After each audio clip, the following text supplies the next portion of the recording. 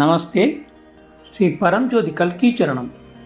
ஸ்ரீ பரஞ்சோதி கல்கியின் அற்புதத்தை கேட்போம். நான் தமிழ்நாட்டின் போரூரைச் சேர்ந்த இளங்கோ.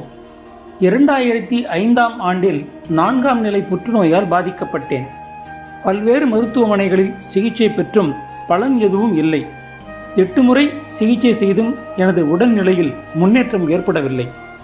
ஸ்ரீ பகவானின் நேரடி தரிசனத்தின் போது எனது உடல்நல பிரச்சனைகளை விளக்கினேன். மேலும் எனது புற்றுநோயை குணப்படுத்த முடியாது என்று மருத்துவர்கள் கருதியதாக நான் ஸ்ரீ பகவானிடம் குறிப்பிட்டேன். நான் மகிழ்ச்சியாக இருந்து அவர் மீது முழு நம்பிக்கை வைத்திருந்தால் எனது புற்றுநோயை அவர் குணப்படுத்துவார் என்று ஸ்ரீ பகவான் என்னிடம் உறுதியளித்தார்.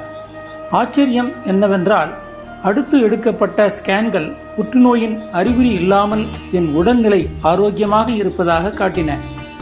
அடுத்ததாக ஸ்ரீ பகவானை தரிசித்த போது நாங்கள் நன்றியை தெரிவிக்கும் முன் ஸ்ரீ பகவான் மகிழ்ச்சியுடன், உங்கள் புற்றுநோய் குணமாகிவிட்டது இல்லையா என்று கேட்டார். அவருடைய வார்த்தைகளை கேட்டவுடன் எல்லையற்ற அனுகிரகத்தையும் நன்றி உணர்வையும் உணர்ந்தேன். 2வது நேரடி தரிசனத்தின் போது 60 லட்சம் மதிப்புள்ள எனது வீட்டை விற்பது குறித்து கவலை தெரிவித்தேன். ஸ்ரீ பகவான் அது சுலபமாக நடக்கும் என்று எனக்கு நம்பிக்கையுடன் உறுதியளித்தார். மேலும் 15 நாட்களுக்குள் அது விற்கப்படும் என்று உறுதியளித்தார். வாக்குறுதி அளித்தபடியே முன்பு 50 லட்சத்திற்கு வீட்டை வாங்க விரும்பியவர் மீண்டும் வந்து முழு 60 லட்சத்துக்கு வீட்டை வாங்க ஒப்புக்கொண்டார். இந்த விரைவான தீர்மானம் எனது குடும்பத்திற்கு பெரும் நிம்மதியையும் மகிழ்ச்சியையும் அளித்தது.